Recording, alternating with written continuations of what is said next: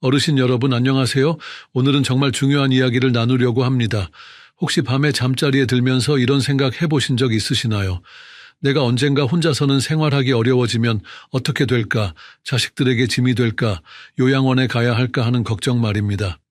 사실 많은 어르신들이 이런 고민을 하고 계십니다. 나이가 들수록 몸이 예전 같지 않다고 느끼시죠? 계단 오르기가 힘들어지고 무거운 것을 들기 어려워지고 기억력도 예전 같지 않습니다. 하지만 오늘 제가 전해드릴 이야기를 들으시면 요양원이 유일한 선택이 아니라는 것을 아실 수 있을 겁니다. 통계청 자료에 따르면 2023년 우리나라 노인 인구는 950만 명으로 전체 인구의 18.4%에 달합니다. 하지만 현실적으로는 신체 기능이 떨어지면서 어쩔 수 없이 요양시설을 선택하는 경우가 많습니다. 그런데 정말 다른 방법은 없을까요? 오늘 이 영상을 끝까지 보시면 요양원에 가지 않고도 집에서 안전하고 건강하게 지낼 수 있는 현실적인 방법들을 알게 되실 겁니다. 특히 우리나라에서 실제로 이용할 수 있는 제도와 서비스들을 중심으로 말씀드리겠습니다. 다만 제가 말씀드리는 내용은 일반적인 건강 정보이며 개인의 건강 상태나 질병에 따라 다를 수 있습니다. 구체적인 의료 상담이 필요한 경우에는 반드시 의사나 전문가와 상의하시기 바랍니다. 먼저 실제 사례부터 들려드리겠습니다. 부산에 사시는 76세 김모 할머니 이야기입니다. 할머니는 3년 전 넘어져서 다리를 다친 후 혼자 생활하기 어려워졌습니다. 계단을 오르내리기 힘들고 장보기도 힘들어졌죠. 자식들은 요양원을 권했지만 할머니는 평생 살던 집을 떠나고 싶지 않았습니다. 그때 할머니가 알게 된 것이 바로 노인 맞춤 돌봄 서비스였습니다. 이는 보건복지부에서 운영하는 공식 제도로 65세 이상 기초생활수급자나 차상위계층, 기초연금수급자 중 돌봄이 필요한 어르신들에게 제공됩니다. 처음에는 반신반의했죠. 정말 집에서도 안전하게 지낼 수 있을까 하는 걱정이 앞섰습니다. 하지만 용기를 내어 주민센터에 신청해보니 생각보다 절차가 간단했습니다. 대상자 선정 도구를 통해 평가를 받고 할머니의 경우 돌봄이 필요하다고 인정받았습니다. 매주 3회 정도 생활지원사가 방문해서 집안 청소와 식사 준비를 도와주었습니다. 할머니 혼자서는 힘들었던 빨래와 설거지도 함께 했죠. 그리고 가장 중요한 것은 할머니의 안부를 정기적으로 확인해 준다는 점이었습니다. 할머니는 당뇨가 있어서 혈당 관리가 중요했는데 생활지원사가 복약 관리도 도와주었습니다. 또한 간단한 운동도 함께 했죠. 집안에서 할 수 있는 스트레칭과 근력 운동을 배워서 매일 실천했습니다. 처음 한 달 동안은 적응이 쉽지 않았습니다. 낯선 사람이 집에 오는 것이 어색했고 도움을 받는다는 것 자체가 자존심 상하는 일이었죠. 하지만 시간이 지나면서 할머니는 이 서비스의 진짜 가치를 깨달았습니다. 요양원에 간 친구들과 달리 할머니는 여전히 자신의 공간에서 자신만의 리듬으로 생활할 수 있었습니다. 아침에 일어나는 시간도 식사하는 시간도 텔레비전 보는 시간도 모두 자신이 정할 수 있었죠. 무엇보다 사랑하는 반려견과 함께 지낼 수 있다는 것이 큰 위안이었습니다. 또한 지역 경로당 프로그램에도 참여하게 되었습니다. 건강체조 교실과 노래교실에 나가면서 또래 친구들과 소통할 수 있었죠. 가장 놀라운 변화는 할머니의 건강이 오히려 좋아졌다는 점입니다. 요양원에 가야 한다고 생각할 때는 우울하고 의욕이 없었는데 집에서 적절한 도움을 받으며 생활하니 활력이 돌아왔습니다. 규칙적인 운동과 균형 잡힌 식사, 그리고 무엇보다 정신적 안정감이 건강 회복에 큰 도움이 되었죠. 이제 3년이 지난 현재 김 할머니는 여전히 자신의 집에서 건강하게 지내고 계십니다. 서비스 이용 비용도 소득 수준에 따라 차등 적용되어 부담이 크지 않았습니다. 할머니의 이야기는 단순히 개인적인 성공 사례가 아닙니다.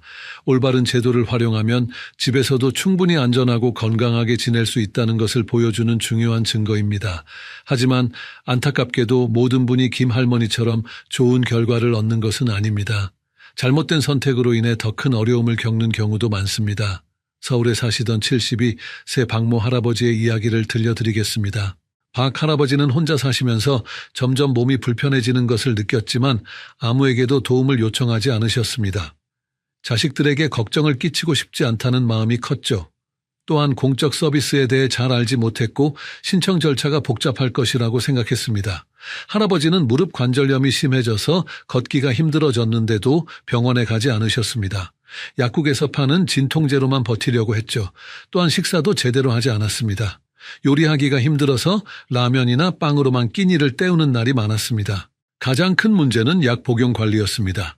할아버지는 고혈압과 당뇨약을 복용해야 했는데 기억력이 떨어지면서 약을 제대로 챙겨 먹지 못했습니다. 때로는 약을 2번 먹기도 하고 때로는 하루 종일 빼먹기도 했죠. 이런 상황이 계속되면서 할아버지의 건강은 급격히 악화되었습니다. 혈당 조절이 안 되고 혈압도 불안정해졌습니다.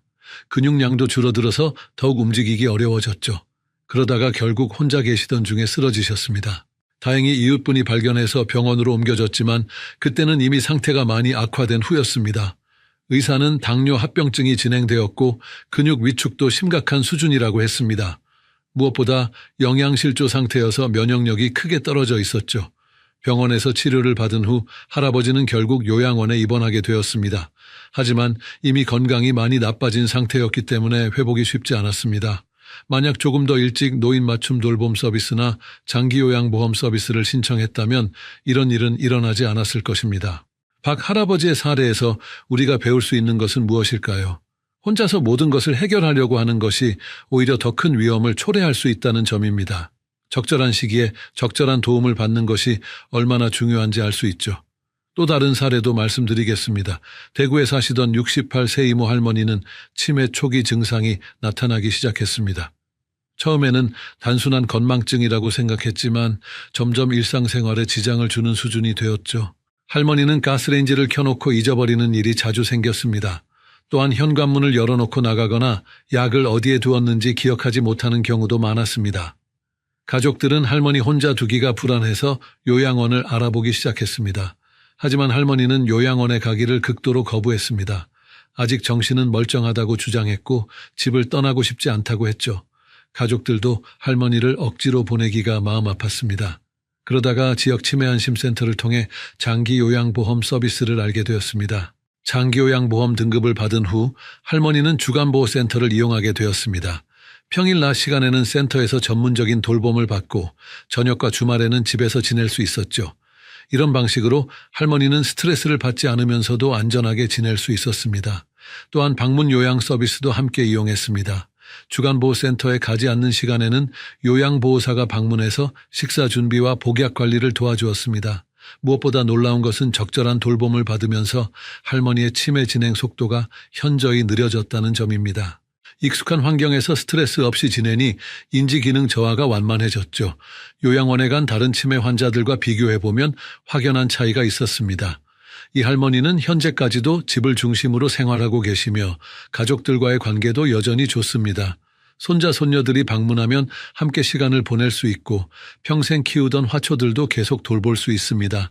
만약 요양원에 갔다면 이런 일상의 소중함을 잃었을 것입니다. 할머니의 본인 부담금은 장기요양보험 등급에 따라 월 10만 원에서 30만 원 정도였습니다. 지금까지 들려드린 이야기들을 보면 한 가지 확실한 것이 있습니다. 나이가 들어서 몸이 불편해진다고 해서 반드시 요양원에 가야 하는 것은 아니라는 점입니다. 올바른 제도와 적절한 도움이 있다면 집에서도 충분히 안전하고 건강하게 지낼 수 있습니다. 그렇다면 구체적으로 어떤 제도들이 있는지 자세히 알아보겠습니다. 우선 왜 많은 어르신들이 요양원 외에는 선택지가 없다고 생각하게 되는지부터 이해해야 합니다. 가장 큰 이유는 정보 부족입니다. 우리나라에는 다양한 노인 돌봄 서비스가 있지만 어떤 서비스들이 있는지 잘 모르는 경우가 많습니다. 또한 복잡한 신청 절차 때문에 포기하는 경우도 있죠. 하지만 실제로는 그렇지 않습니다. 한국은행 자료에 따르면 현재 민간 간병비는 월 370만 원 수준으로 매우 높습니다. 반면 공적 서비스를 이용하면 훨씬 경제적입니다. 장기요양보험의 경우 본인 부담률이 20%이므로 실제 부담금은 크지 않습니다. 또 다른 이유는 가족들의 부담감입니다. 부모님을 집에서 돌보면 자식들이 더 신경 써야 한다고 생각하죠. 하지만 전문적인 서비스를 이용하면 오히려 가족의 부담은 줄어들 수 있습니다. 전문가가 체계적으로 돌봄을 제공하기 때문에 가족들은 안심하고 본인의 일에 집중할 수 있습니다. 그럼 우리 몸에서는 나이가 들면서 구체적으로 어떤 변화가 일어나는 걸까요? 먼저 근육량이 줄어듭니다. 30세 이후로는 매년 근육량이 1%씩 감소한다고 합니다. 특히 다리 근육의 감소가 두드러져서 걷기가 힘들어지죠. 또한 뼈도 약해집니다. 특히 여성의 경우 폐경 후 여성 호르몬인 에스트로겐이 급격히 감소하면서 골밀도가 빠르게 떨어집니다. 이로 인해 작은 충격에도 골절이 일어날 위험이 커집니다. 심장과 혈관도 노화합니다. 혈관벽이 두꺼워지고 탄력이 떨어져서 혈압이 오르기 쉬워집니다. 또한 심장 근육의 수축력도 약해져서 전신에 혈액을 공급하는 능력이 떨어지죠. 뇌 기능도 변화합니다. 뇌세포의 수가 줄어들고 신경 전달 물질의 분비도 감소합니다. 이로 인해 기억력, 집중력, 판단력이 예전만 못하게 됩니다. 특히 새로운 정보를 학습하고 기억하는 능력이 떨어집니다. 면역 시스템도 약해집니다. 백혈구의 기능이 저하되고 항체 생성 능력도 떨어져서 감염에 취약해집니다. 또한 상처 치유 속도도 느려지죠. 이런 신체적 변화들이 누적되면서 일상생활에 어려움이 생기기 시작합니다. 계단 오르기, 무거운 물건 들기, 오랫동안 서 있기 등이 힘들어집니다.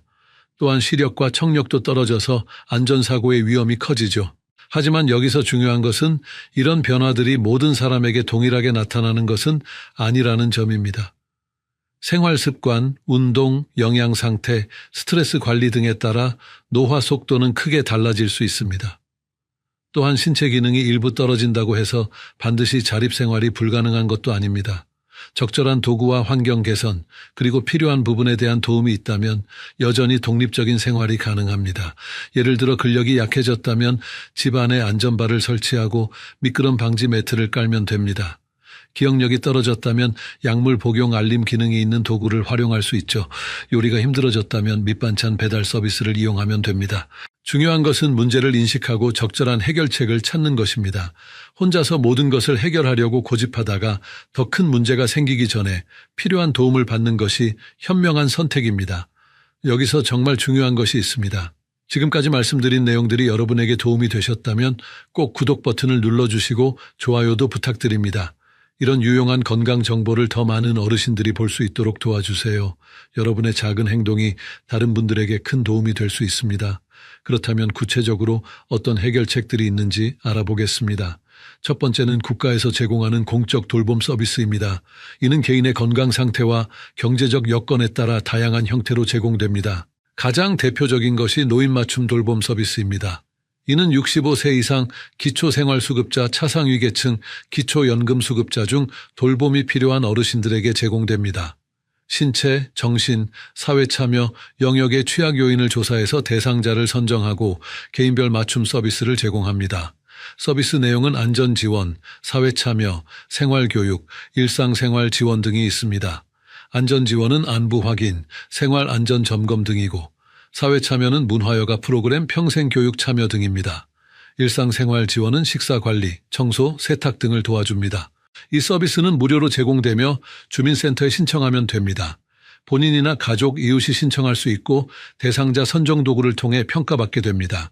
서비스 내용과 시간은 개인의 필요에 따라 조정됩니다. 장기요양보험 서비스도 중요한 선택지입니다. 이는 나이나 소득에 관계없이 장기요양이 필요한 어르신들에게 제공됩니다. 먼저 장기요양 등급 신청을 해야 하는데 국민건강보험공단에서 방문조사를 통해 등급을 결정합니다. 1등급부터 5등급까지 있으며 등급에 따라 이용할 수 있는 서비스와 월 한도액이 정해집니다. 재가급여로는 방문요양, 방문목욕, 방문간호, 주야간보호, 단기보호 등이 있습니다. 본인 부담률은 20%이므로 실제 부담액은 크지 않습니다. 예를 들어 3등급을 받으면 월 한도액이 약 100만 원 정도인데 본인 부담금은 20만 원 정도입니다. 의료급여 수급자는 본인 부담이 없고 차상위계층은 본인 부담금의 60%를 감경받습니다. 이런 서비스를 이용하려면 먼저 본인의 상태와 필요를 정확히 파악해야 합니다. 어떤 부분에서 도움이 필요한지, 하루 중 언제 도움이 필요한지, 주 몇 회 정도 서비스를 받을 것인지 등을 결정해야 하죠. 그 다음에는 신뢰할 수 있는 서비스 제공기관을 찾아야 합니다. 국민건강보험공단에서 인증받은 기관을 이용하는 것이 안전합니다. 또한 서비스 제공자의 자격과 경력, 교육 이수 여부 등도 확인해야 합니다. 비용도 미리 확인해 두는 것이 좋습니다. 장기요양보험 등급을 받으시면 정부 지원을 받을 수 있어서 본인 부담금을 크게 줄일 수 있습니다. 등급을 받지 못하더라도 지자체별로 다양한 지원 제도가 있으니 확인해 보시기 바랍니다. 두 번째 해결책은 긴급 돌봄 서비스의 활용입니다. 이는 2024년부터 새롭게 시작된 서비스로 질병이나 부상으로 갑자기 돌봄이 필요한 상황에서 이용할 수 있습니다. 현재 122개 시군구에서 시범 운영 중입니다. 질병, 부상, 갑작스러운 주돌봄자의 부재로 혼자 일상생활을 수행하기 어려운 경우 이용할 수 있습니다. 소득 수준에 관계없이 요건을 갖추면 서비스를 받을 수 있으며 소득에 따라 본인 부담이 차등 적용됩니다. 서비스는 최대 30일 이내 72시간 범위에서 이용할 수 있습니다. 재가 돌봄, 가사 지원, 이동 지원 등의 서비스를 제공받을 수 있죠. 거주지 주민센터를 통해 신청할 수 있고 병원 퇴원 지원실이나 시군구 추천으로도 신청 가능합니다. 세 번째 해결책은 지역사회 네트워크의 활용입니다. 혼자 사는 것이 외로울 수 있지만 지역의 다양한 모임이나 프로그램에 참여하면 사회적 관계를 유지할 수 있습니다. 먼저 주민센터에서 운영하는 프로그램들을 확인해 보세요. 많은 지역에서 어르신들을 위한 다양한 활동을 제공합니다. 건강체조, 노래교실, 컴퓨터 교육, 요리교실 등 취미와 건강을 동시에 챙길 수 있는 프로그램들이 있습니다. 경로당이나 복지관도 좋은 선택입니다. 비슷한 연령대의 분들과 함께 시간을 보내면서 서로 안부를 확인하고 정보를 나눌 수 있습니다. 또한 정기적으로 건강검진이나 상담 서비스도 제공받을 수 있습니다. 종교기관도 중요한 역할을 합니다. 교회, 절, 성당 등에서는 어르신들을 위한 다양한 돌봄 프로그램을 운영합니다. 정기적인 방문이나 전화 안부, 응급시 도움 등을 제공하는 경우가 많죠. 종교적 믿음이 있으시다면 이런 공동체의 도움을 받는 것도 좋은 방법입니다. 자원봉사단체와 연결되는 것도 도움이 됩니다. 많은 대학생들이나 젊은 직장인들이 어르신 돌봄 봉사에 참여하고 있습니다. 정기적으로 방문해서 말벗이 되어주거나 간단한 집안일을 도와주거나 병원 동행 등의 서비스를 제공합니다. 이웃과의 관계도 소중히 해야 합니다. 옆집, 윗집, 아랫집 이웃들과 평소에 인사를 나누고 안부를 묻는 관계를 유지하면 응급 상황에서 도움을 받을 수 있습니다. 서로의 연락처를 교환하고 며칠 동안 모습이 보이지 않으면 확인해달라고 부탁하는 것도 좋습니다. 이런 사회적 네트워크를 구축할 때는 너무 부담스럽게 생각하지 마세요. 작은 관심과 참여부터 시작하면 됩니다. 처음에는 어색할 수 있지만 시간이 지나면서 자연스럽게 관계가 형성됩니다. 네 번째 해결책은 주거 환경 개선입니다. 집 안에서의 안전사고를 예방하기 위해 환경을 정비하는 것이 중요합니다. 장기요양보험에서는 재가노인주택 안전환경 조성 사업을 통해 낙상, 화재, 위생, 편의 등의 품목을 지원합니다. 화장실과 현관에 안전바를 설치하고 계단과 문턱에 미끄럼 방지 테이프를 붙이는 것이 기본입니다. 조명도 밝게 하고 전선 정리로 걸려 넘어지는 것을 방지해야 합니다. 응급 상황에 대비해 비상연락처를 잘 보이는 곳에 붙여두는 것도 중요합니다. 이제 계절별로 주의해야 할 점들을 말씀드리겠습니다. 먼저 봄철입니다. 봄에는 일교차가 크기 때문에 감기에 걸리기 쉽습니다. 아침 저녁으로는 쌀쌀하다가 낮에는 따뜻해지므로 옷을 겹쳐 입어서 조절할 수 있도록 준비하세요. 또한 봄에는 황사와 미세먼지가 많습니다. 호흡기가 약한 어르신들은 특히 주의해야 합니다. 외출 전에는 반드시 대기질을 확인하고 나쁜 날에는 가급적 외출을 자제하세요. 외출할 때는 마스크를 착용하고 집에 돌아와서는 손발을 깨끗이 씻어야 합니다. 여름철에는 무엇보다 열사병과 탈수에 주의해야 합니다. 나이가 들면 천 조절 능력이 떨어지고 갈증을 잘 느끼지 못합니다. 따라서 목이 마르지 않더라도 규칙적으로 물을 마셔야 합니다. 하루에 최소 8잔 이상의 물을 마시는 것이 좋습니다. 에어컨 사용 시에도 주의가 필요합니다. 너무 차갑게 틀면 냉방병에 걸릴 수 있고 실내 외 온도차가 클 때 혈관 수축으로 인한 문제가 생길 수 있습니다. 실내 온도는 섭씨 26도에서 28도 정도로 유지하는 것이 적당합니다. 가을철에는 독감 예방접종을 꼭 받으셔야 합니다. 어르신들은 독감에 걸리면 폐렴 등 합병증으로 이어질 위험이 높기 때문입니다. 보통 10월에서 11월 사이에 접종받는 것이 좋습니다. 또한 가을에는 관절염이 악화되기 쉽습니다. 날씨가 쌀쌀해지면서 관절 주변 근육이 경직되고 혈액순환이 나빠지기 때문입니다. 관절 부위를 따뜻하게 유지하고 실내에서라도 가벼운 스트레칭을 꾸준히 하시기 바랍니다. 겨울철에는 낙상 사고가 가장 많이 발생합니다. 빙판길이나 눈길에서 미끄러지기 쉽고 두꺼운 옷을 입어서 몸의 균형 감각이 떨어지기 때문입니다. 외출 시에는 미끄럼 방지 신발을 신고 가급적 보조기구를 사용하는 것이 좋습니다. 실내에서도 주의해야 합니다. 난방기구 사용으로 인한 화재나 일산화탄소 중독 위험이 있습니다. 전기장판이나 전기담요를 사용할 때는 과열되지 않도록 주의하고 연탄이나 가스난방을 사용할 때는 반드시 환기를 해야 합니다. 질환별로도 주의사항이 다릅니다. 먼저 고혈압이 있는 분들은 겨울철에 특히 조심해야 합니다. 추위에 노출되면 혈관이 수축되면서 혈압이 급상승할 수 있기 때문입니다. 외출 전에는 충분히 몸을 따뜻하게 하고 급격한 온도 변화를 피해야 합니다. 당뇨병 환자분들은 발 관리에 특별히 신경 써야 합니다. 당뇨병으로 인해 혈액순환이 나빠지고 감각이 둔해져서 상처가 생겨도 모르는 경우가 많습니다. 매일 발을 확인하고 상처가 있으면 즉시 치료받아야 합니다. 관절염이 있는 분들은 무리한 운동을 피하고 관절에 부담이 적은 운동을 선택해야 합니다. 수영이나 물속 걷기 운동이 좋고 실내에서는 의자에 앉아서 할 수 있는 스트레칭이 도움됩니다.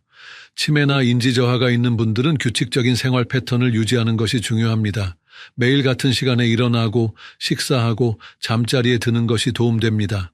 또한 익숙한 환경을 유지하고 갑작스러운 변화를 피하는 것이 좋습니다. 약 복용과 관련해서도 중요한 정보를 말씀드리겠습니다. 많은 어르신들이 여러 가지 약을 동시에 복용하고 계시는데 이때 약물 상호작용에 주의해야 합니다. 새로운 약을 처방받을 때는 현재 복용 중인 모든 약을 의사에게 알려주셔야 합니다. 아침에 복용하는 약과 저녁에 복용하는 약을 구분해서 관리하는 것도 중요합니다. 혈압약의 경우 대부분 아침에 복용하는 것이 좋고 수면제나 일부 한구울제는 저녁에 복용하는 것이 효과적입니다. 식사와 함께 복용해야 하는 약과 공복에 복용해야 하는 약도 구분해야 합니다. 위장보호제나 소화제는 식사 전에 복용하는 것이 좋고 진통제나 항생제는 식사 후에 복용하는 것이 위장 자극을 줄일 수 있습니다. 약을 깜빡하고 빼먹었을 때의 대처법도 알아두셔야 합니다. 일반적으로는 생각난 즉시 복용하면 되지만 다음 복용 시간이 가까우면 건너뛰는 것이 좋습니다. 절대로 한 번에 2번 분량을 복용해서는 안 됩니다. 또한 약의 보관 방법도 중요합니다. 대부분의 약은 직사광선을 피하고 서늘하고 건조한 곳에 보관해야 합니다. 화장실이나 부엌처럼 습도가 높은 곳은 피하고 냉장고에 보관해야 하는 특별한 약이 아니라면 실온에서 보관하면 됩니다. 유통기한이 지난 약은 절대 복용하지 마시고 남은 약을 다른 사람과 나눠 먹는 것도 위험합니다. 같은 증상이라도 개인의 건강 상태나 다른 복용 약물에 따라 적합한 약이 다를 수 있기 때문입니다. 이제 많은 분들이 궁금해하시는 질문들에 답변 드리겠습니다. 첫 번째 질문은 공적 서비스를 이용하면 정말 요양원보다 비용이 적게 드는지에 대한 것입니다. 실제로는 경우에 따라 다릅니다. 장기요양보험 등급을 받아서 재가급여를 이용하는 경우 본인 부담률이 20%이므로 월 10만 원에서 30만 원 정도면 충분합니다. 노인맞춤 돌봄 서비스는 소득에 따라 차등 적용되거나 무료로 제공됩니다. 반면 요양원의 경우 2025년 기준으로 1등급자가 한 달 이용할 때 본인 부담금이 약 54만 원 정도입니다. 따라서 경증에서 중등도 돌봄이 필요한 경우에는 재가 서비스가 확실히 경제적입니다. 하지만 24시간 전문적인 돌봄이 필요한 중증 상태라면 비용 차이가 크지 않을 수 있습니다. 이런 경우에는 주간에는 재가 서비스를 받고 야간에는 가족이 돌보거나 단기보호 서비스를 병행하는 방법을 고려해 볼 수 있습니다. 또한 장기요양보험 등급을 받으면 정부 지원을 받을 수 있어서 본인 부담을 크게 줄일 수 있습니다. 의료급여 수급자는 본인 부담이 없고 차상위계층은 본인 부담금의 60%를 감경받습니다. 두 번째 질문은 혼자 사는 것이 정말 안전한지에 대한 것입니다. 물론 가족이나 전문 인력이 항상 함께 있는 것보다는 위험할 수 있습니다. 하지만 앞서 말씀드린 것처럼 적절한 안전장치와 지원 시스템이 있다면 충분히 안전하게 생활할 수 있습니다. 특히 응급호출 시스템과 정기적인 안전 확인 서비스를 이용하면 위험 상황에서도 빠르게 도움을 받을 수 있습니다. 또한 주거 환경 개선을 통해 낙상이나 화재 등의 위험도 사전에 예방할 수 있죠. 무엇보다 중요한 것은 본인의 건강 상태를 정확히 파악하고 그에 맞는 수준의 도움을 받는 것입니다. 무리해서 혼자 하려고 하지 말고 필요한 부분에서는 적극적으로 도움을 요청해야 합니다. 세 번째 질문은 가족들이 걱정하지 않도록 하려면 어떻게 해야 하는지에 대한 것입니다. 가장 중요한 것은 소통입니다. 정기적으로 안부 전화를 드리고 건강 상태나 일상생활에 대해 솔직하게 말씀해 주세요. 또한 돌봄 서비스를 이용하고 있다면 그 내용도 가족들과 공유하는 것이 좋습니다. 어떤 도움을 받고 있는지, 건강 상태는 어떤지 등을 알려주면 가족들도 안심할 수 있습니다. 정기적인 건강 검진을 받고 그 결과를 가족들과 공유하는 것도 중요합니다. 건강에 문제가 없다는 것을 객관적으로 보여줄 수 있고 만약 문제가 있다면 조기에 발견해서 치료할 수 있습니다. 네 번째 질문은 치매나 인지저하가 시작되면 어떻게 해야 하는지에 대한 것입니다. 먼저 정확한 진단을 받는 것이 중요합니다. 단순한 건망증인지 경도인지 장애인지 치매인지에 따라 대처 방법이 달라지기 때문입니다. 각 지역에는 치매안심센터가 있어서 무료로 검진과 상담을 받을 수 있습니다. 초기 단계라면 인지훈련이나 적절한 약물 치료로 진행을 늦출 수 있습니다. 또한 규칙적인 운동과 사회활동 참여도 도움이 됩니다. 중기 이후가 되면 장기요양보험 서비스나 치매 전문 프로그램을 이용할 수 있습니다. 주간보호센터의 치매 전담실이나 인지지원 등급 서비스 등이 있죠. 무엇보다 익숙한 환경에서 스트레스 없이 지내는 것이 중요합니다. 5번째 질문은 응급 상황이 생겼을 때 어떻게 대처해야 하는지에 대한 것입니다. 가장 중요한 것은 미리 준비하는 것입니다. 응급 연락처를 잘 보이는 곳에 붙여두고 응급 호출 기기를 항상 몸에 지니고 다녀야 합니다. 또한 평소에 복용하는 약물 목록과 알레르기 정보, 기존 질환 등을 정리해서 응급실에 갈 때 가져갈 수 있도록 준비해 두세요. 이런 정보가 있으면 응급처치를 받을 때 큰 도움이 됩니다. 이웃이나 관리사무소에도 응급 상황에 대비한 연락처를 알려두는 것이 좋습니다. 본인이 직접 연락할 수 없는 상황에서도 다른 사람이 대신 도움을 요청할 수 있도록 하는 것입니다. 여러분이 오늘 이 영상을 통해 얻으신 정보가 도움이 되셨기를 바랍니다. 마지막으로 한 번 더 구독과 좋아요 부탁드립니다. 여러분의 참여가 더 많은 어르신들에게 유용한 정보를 전달하는 데 큰 힘이 됩니다. 지금까지의 내용을 간단히 요약해 드리겠습니다. 첫째, 나이가 들어서 몸이 불편해진다고 해서 반드시 요양원에 가야 하는 것은 아닙니다. 노인 맞춤 돌봄 서비스, 장기 요양보험, 긴급 돌봄 서비스 등 다양한 공적 서비스를 활용하면 집에서도 안전하고 건강하게 지낼 수 있습니다. 둘째, 혼자서 모든 것을 해결하려고 고집하지 마시고 필요한 도움은 적극적으로 받으시기 바랍니다. 조기에 적절한 도움을 받는 것이 더 큰 문제를 예방하는 길입니다. 셋째, 건강관리와 안전관리를 소홀히 하지 마세요. 정기적인 건강검진, 약물 복용관리, 응급상황 대비 등을 철저히 해야 합니다. 이제 일주일 동안 실천해 볼 수 있는 간단한 도전을 제안드립니다. 첫째 날부터 셋째 날까지는 본인이 어떤 부분에서 도움이 필요한지 점검해 보세요. 일상생활에서 어려움을 느끼는 부분들을 메모해 두시기 바랍니다. 넷째 날부터 5째 날까지는 지역의 돌봄 서비스나 지원 제도에 대해 알아보세요. 주민센터나 국민건강보험공단에 문의해서 이용할 수 있는 서비스들을 확인해 보시기 바랍니다. 6째 날과 7째 날에는 가족이나 이웃과 앞으로의 계획에 대해 이야기해 보세요. 어떤 도움이 필요하고 어떤 준비를 해야 하는지 함께 논의해 보시기 바랍니다. 다음 주에는 어르신들의 인지 건강을 지키는 방법에 대해 말씀드리겠습니다. 치매 예방을 위한 생활 습관부터 기억력을 향상시키는 구체적인 방법들까지 뇌 건강을 위한 모든 것을 알려드릴 예정입니다. 많은 관심과 시청 부탁드립니다. 마지막으로 다시 한번 강조드리지만 오늘 말씀드린 내용은 일반적인 건강 정보이며 개인의 상황에 따라 다를 수 있습니다. 구체적인 의료 상담이나 돌봄 계획이 필요한 경우에는 반드시 전문가와 상의하시기 바랍니다. 여러분의 건강하고 행복한 노후를 진심으로 응원합니다. 안녕하세요, 여러분. 오늘은 60대 이상 어르신들이 밤마다 겪는 그 고민에 대해 이야기해 보려고 합니다. 바로 밤에 자꾸 화장실에 가게 되는 문제입니다. 혹시 여러분도 밤에 잠들었다가 소변이 마려워서 깨어나신 적이 있으신가요? 한 번도 아니고 2번, 3번씩 말입니다. 이런 증상을 의학적으로는 야간뇨라고 부릅니다. 야간뇨는 밤에 잠을 자다가 소변을 보기 위해 일어나는 증상을 말합니다. 많은 어르신들이 이 문제로 고생하고 계십니다. 잠을 제대로 못 자니까 낮에 피곤하시죠. 화장실 가려고 일어나다가 넘어질까봐 걱정도 되시고요. 오늘 이 영상을 끝까지 보시면 야간뇨가 왜 생기는지, 어떻게 하면 단 하루만 해도 개선할 수 있는지 자세히 알려드리겠습니다. 실제로 많은 분들이 오늘 알려드릴 방법들을 실천하신 후 첫날부터 밤에 깨는 횟수가 줄어들었다고 말씀해 주셨습니다. 특히 마지막에 알려드릴 3가지 핵심 방법은 정말 효과가 뛰어납니다. 다만 오늘 말씀드리는 내용은 일반적인 건강 정보이며 개인의 상황에 따라 다를 수 있습니다. 심각한 증상이 있거나 지속적인 문제가 있으시면 반드시 의사와 상담하시기 바랍니다. 이제 본격적으로 시작해 보겠습니다. 먼저 실제 사례를 하나 들려드리겠습니다. 경기도에 사시는 김영수 어르신 이야기입니다. 올해 68세이신 김 어르신은 지난 2년 동안 매일 밤 3~4번씩 화장실에 가느라 잠을 제대로 못 주무셨습니다. 처음에는 나이가 들어서 그러려니 하고 넘어가셨죠. 하지만 시간이 지날수록 상황은 더 심각해졌습니다. 밤에 잠을 못 자니까 낮에 너무 피곤하셨어요. 손자들과 놀아주기도 힘들어지고 평소 즐겨 하시던 등산도 포기하게 되셨습니다. 더 큰 문제는 밤에 화장실 가려고 일어나다가 어둠 속에서 문틀에 다리를 부딪히거나 미끄러질 뻔한 적이 여러 번 있었다는 것입니다. 김 어르신의 아내분도 남편이 밤마다 뒤척이고 일어나니까 함께 잠을 설치게 되셨어요. 부부가 모두 수면 부족으로 낮에 짜증을 내는 일이 많아졌습니다. 김 어르신은 이런 상황이 계속되면 건강이 더 나빠질 것 같아서 걱정이 많으셨습니다.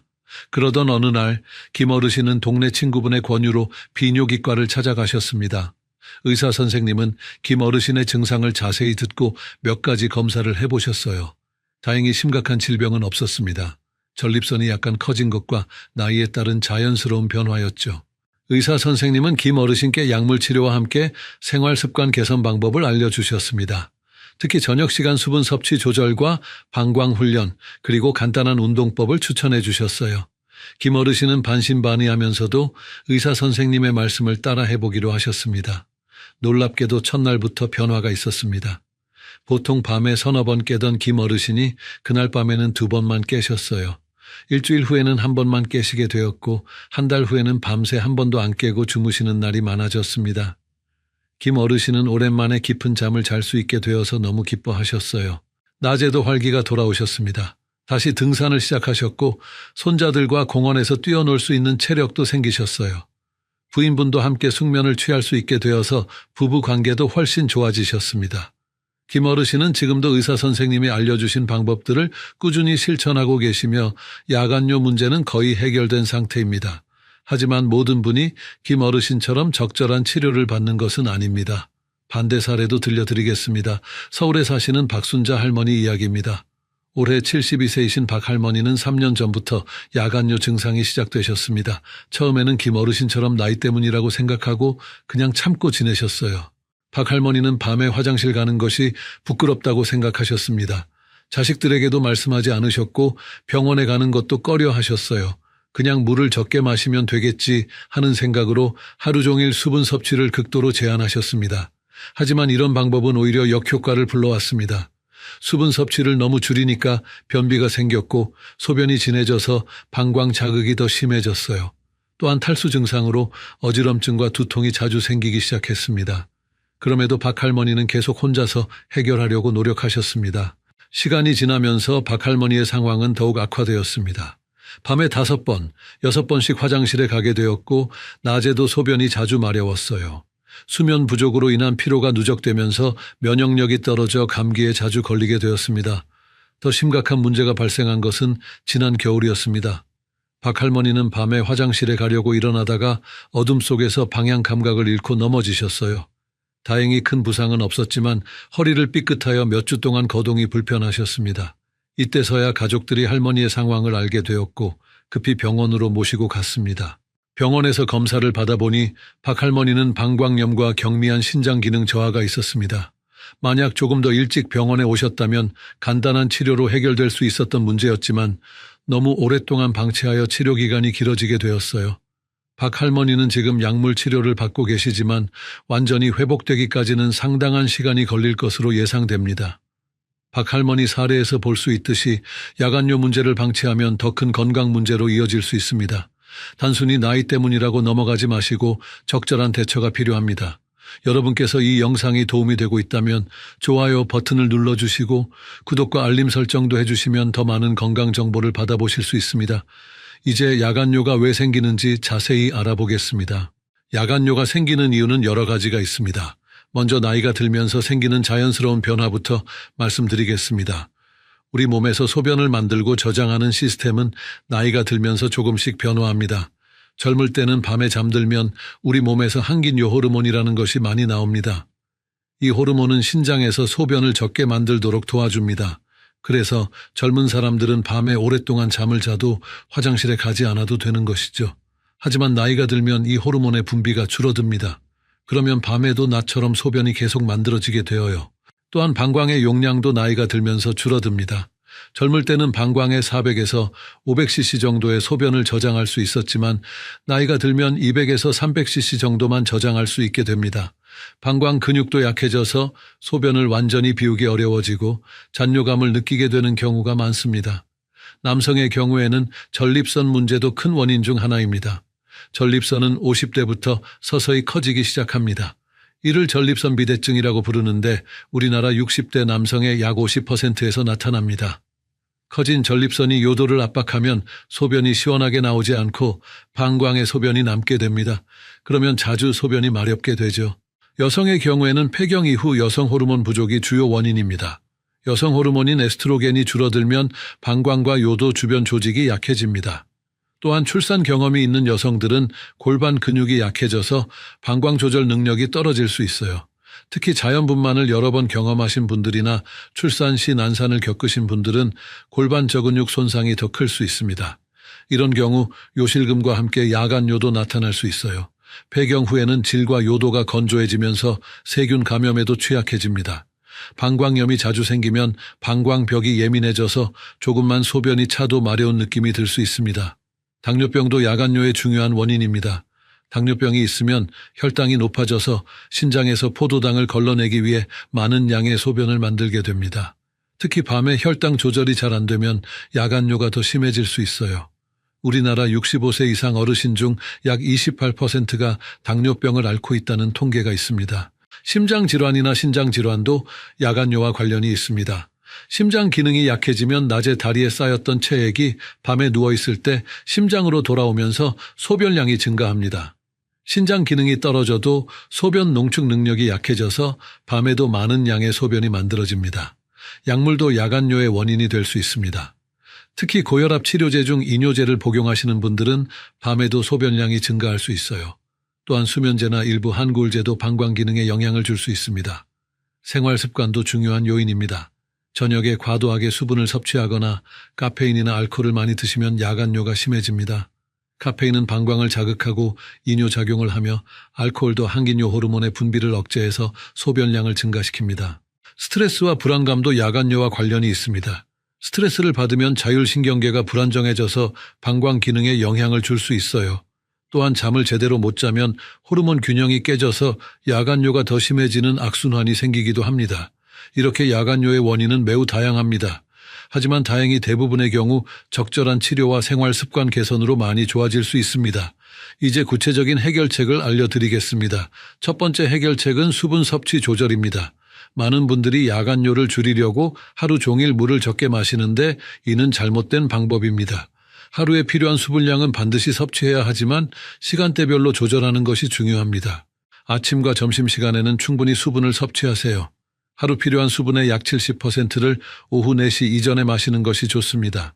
저녁 6시 이후에는 수분 섭취를 점진적으로 줄이고 잠들기 2-3시간 전부터는 최소한으로 제한하세요. 특히 카페인이 들어있는 커피나 녹차 그리고 알코올은 저녁에 피하는 것이 좋습니다. 수분 조절의 핵심은 갑작스러운 변화보다는 점진적인 조절입니다. 첫 주에는 저녁 9시 이후 수분 섭취를 절반으로 줄이고 둘째 주에는 저녁 8시 이후로 셋째 주에는 저녁 7시 이후로 점점 앞당겨 가세요. 이렇게 하면 몸이 서서히 적응할 수 있습니다. 두 번째 해결책은 방광훈련입니다. 방광훈련은 방광의 용량을 늘리고 소변을 참는 능력을 기르는 운동입니다. 이 방법은 특별한 도구나 약물 없이도 할 수 있어서 매우 실용적입니다. 방광훈련의 기본 원리는 소변이 마려워도 조금씩 참는 시간을 늘려가는 것입니다. 처음에는 소변이 마려우면 5분 정도 참아보세요. 이때 심호흡을 하거나 다른 일에 집중하면 도움이 됩니다. 5분을 성공적으로 참을 수 있게 되면 10분, 15분으로 점점 늘려가세요. 목표는 낮에는 서너 시간 간격으로 화장실에 가는 것입니다. 보통 건강한 성인은 하루에 5에서 8번 정도 소변을 봅니다. 만약 이보다 더 자주 간다면 방광훈련이 필요할 수 있어요. 방광훈련을 할 때는 소변 일기를 쓰는 것이 도움됩니다. 언제 소변을 봤는지, 얼마나 참았는지, 밤에 몇 번 깼는지 기록해 보세요. 이렇게 하면 자신의 패턴을 파악할 수 있고 개선되는 과정도 확인할 수 있습니다. 소변 일기에는 마신 물의 양과 종류도 함께 적어보세요.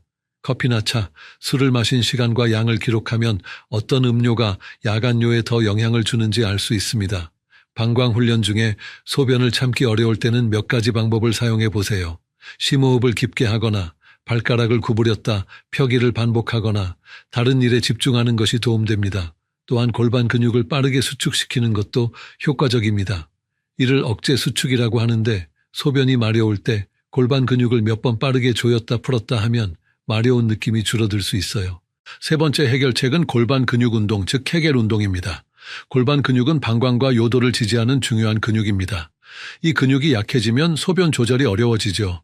케겔 운동은 이 근육을 강화해서 방광 조절 능력을 향상시킵니다. 케겔 운동을 하는 방법은 간단합니다. 먼저 골반 근육의 위치를 찾아야 합니다. 소변을 보다가 중간에 멈춰 보세요. 이때 사용되는 근육이 바로 골반 근육입니다. 또는 항문을 조이는 것처럼 하면서 동시에 질이나 요도 주변을 조이는 느낌을 찾으면 됩니다. 운동할 때는 이 근육을 5초 동안 조였다가 5초 동안 풀어주세요. 이를 10번씩 하루에 3번 반복합니다.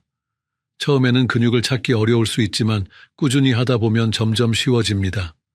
중요한 것은 복근이나 엉덩이 근육에 힘을 주지 말고 골반 근육만 사용하는 것입니다. 케겔 운동의 장점은 언제 어디서나 할 수 있다는 것입니다. 텔레비전을 보면서, 버스를 기다리면서, 심지어 누워서도 할 수 있어요. 효과를 보려면 최소 6주에서 8주 정도는 꾸준히 해야 합니다. 케겔 운동을 더 효과적으로 하는 방법도 있습니다. 바이오 피드백 기기를 사용하면 골반 근육을 정확히 사용하고 있는지 확인할 수 있어요. 하지만 이런 기기가 없어도 충분히 효과를 볼 수 있습니다. 운동할 때 숨을 참지 마시고 자연스럽게 호흡하세요. 또한 너무 세게 힘을 주지 마시고 적당한 강도로 꾸준히 하는 것이 중요합니다.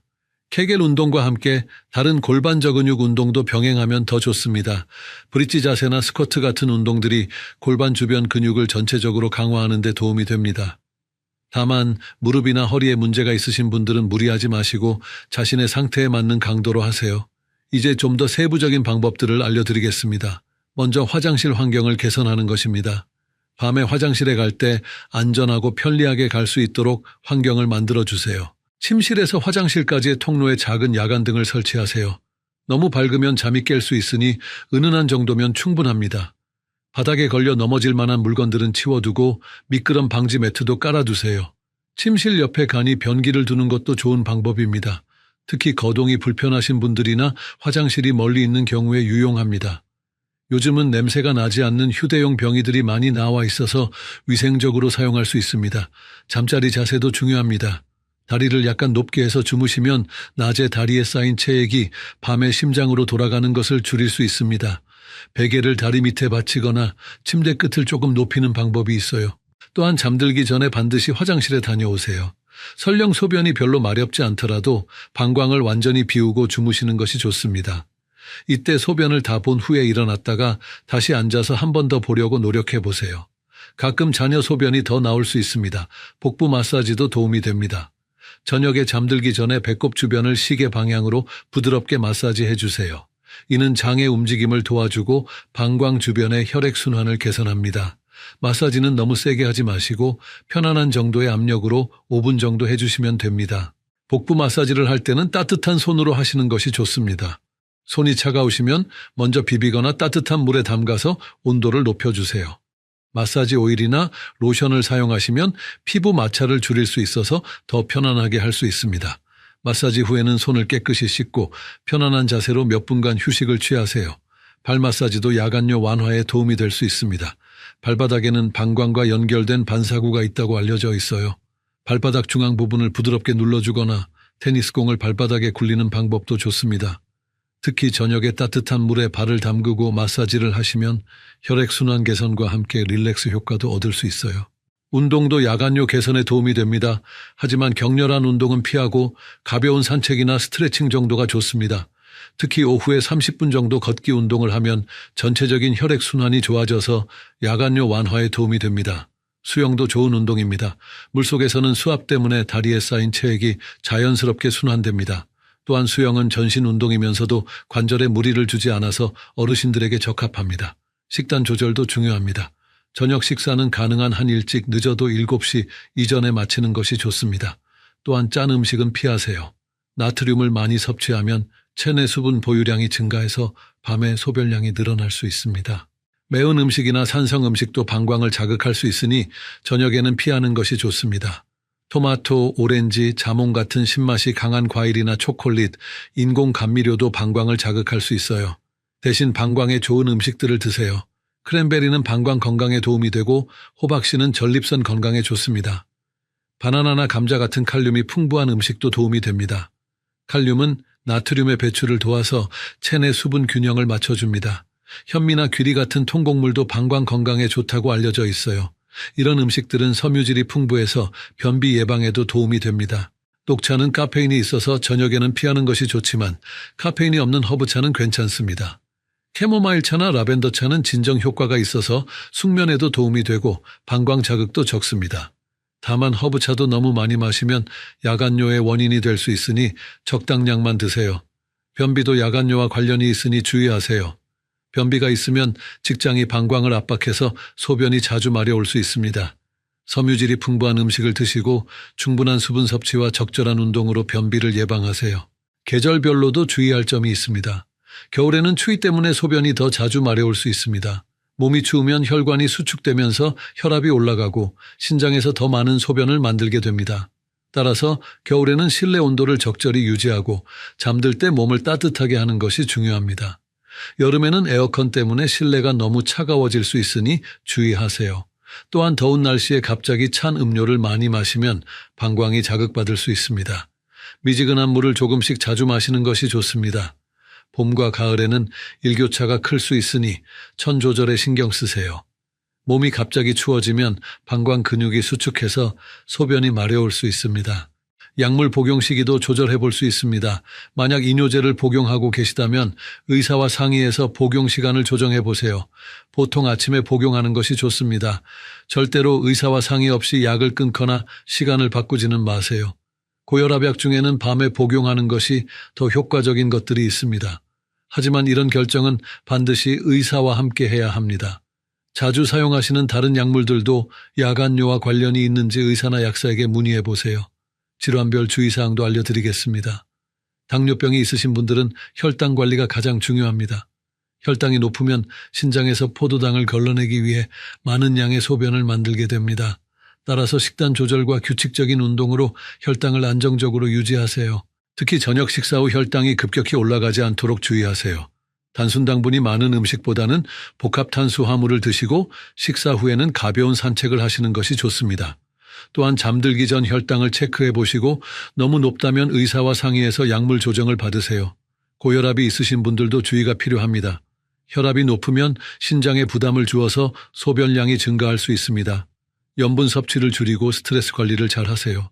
혈압약을 복용하고 계시다면 복용 시간을 의사와 상의해서 조절해 볼 수 있습니다. 심장 질환이 있으신 분들은 낮에 다리에 부종이 생기지 않도록 주의하세요.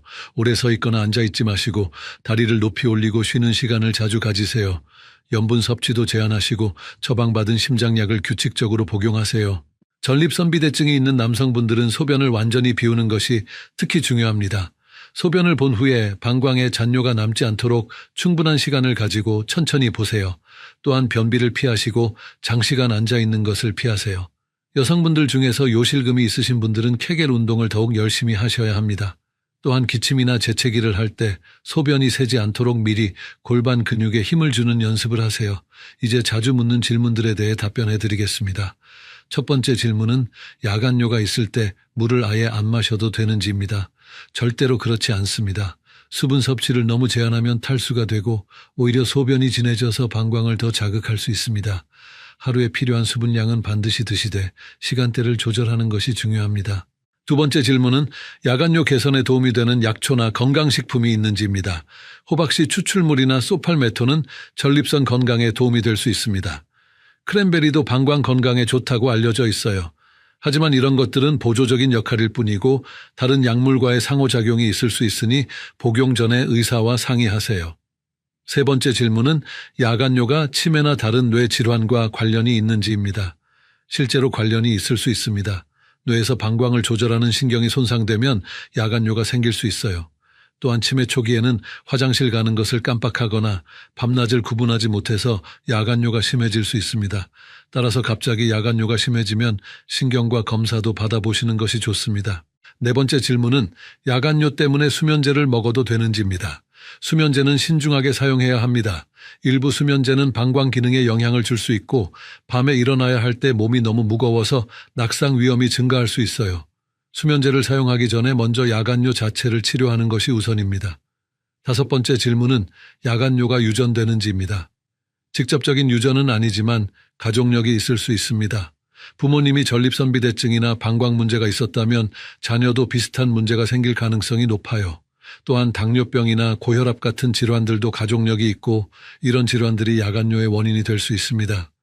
여섯 번째 질문은 야간뇨가 있을 때 기저귀를 사용해도 되는지입니다. 일시적으로는 괜찮지만 장기적으로는 권장하지 않습니다. 기저귀에 의존하게 되면 방광 훈련을 소홀히 할 수 있고 피부 트러블이나 감염의 위험도 있어요. 대신 야간뇨를 근본적으로 치료하는 것이 좋습니다. 여러분, 지금까지 제가 말씀드린 내용들이 도움이 되셨나요? 더 많은 건강 정보를 받아보시려면 구독 버튼을 꼭 눌러주시고 벨 아이콘도 눌러서 알림을 설정해 주세요. 그러면 새로운 영상이 올라올 때마다 바로 확인하실 수 있습니다. 이제 오늘 배운 내용을 정리해 보겠습니다. 야간뇨는 단순히 나이 때문만이 아니라 여러 가지 원인이 복합적으로 작용해서 생기는 문제입니다. 하지만 적절한 방법으로 충분히 개선할 수 있습니다.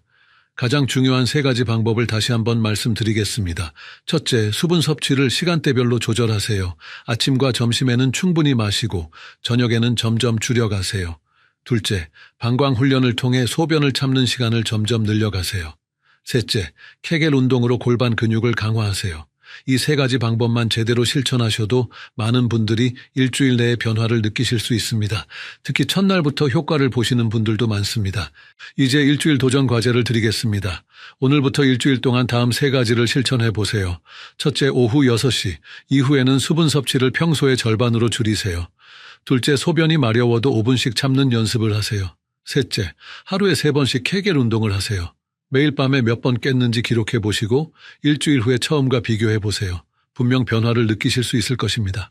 만약 일주일 후에도 전혀 개선이 없다면 반드시 병원에 가서 정확한 진단을 받아보세요. 다음 주에는 어르신들의 또 다른 고민인 무릎 관절염에 대해 다뤄보겠습니다. 무릎이 아파서 계단 오르내리기가 힘드신 분들, 오래 걷기가 어려우신 분들을 위한 특별한 운동법과 관리 방법을 알려드릴 예정입니다. 특히 집에서 쉽게 할 수 있는 무릎 강화 운동과 통증 완화 방법을 상세히 설명드리겠습니다. 마지막으로 다시 한번 강조드리지만 오늘 말씀드린 내용은 일반적인 건강 정보입니다. 개인의 건강 상태나 복용 중인 약물에 따라 적용이 달라질 수 있으니 심각한 증상이 있거나 지속적인 문제가 있으시면 반드시 의료진과 상담하시기 바랍니다. 특히 갑자기 야간뇨가 심해지거나 소변에 피가 섞여 나오거나 열이 나는 등의 증상이 있으면 즉시 병원에 가셔야 합니다. 여러분의 건강한 밤잠을 위해 오늘 알려드린 방법들을 꼭 실천해 보세요. 좋은 잠은 건강한 삶의 기초입니다. 다음 주에 더 유익한 내용으로 찾아뵙겠습니다. 구독과 좋아요 그리고 댓글로 응원해 주세요. 감사합니다.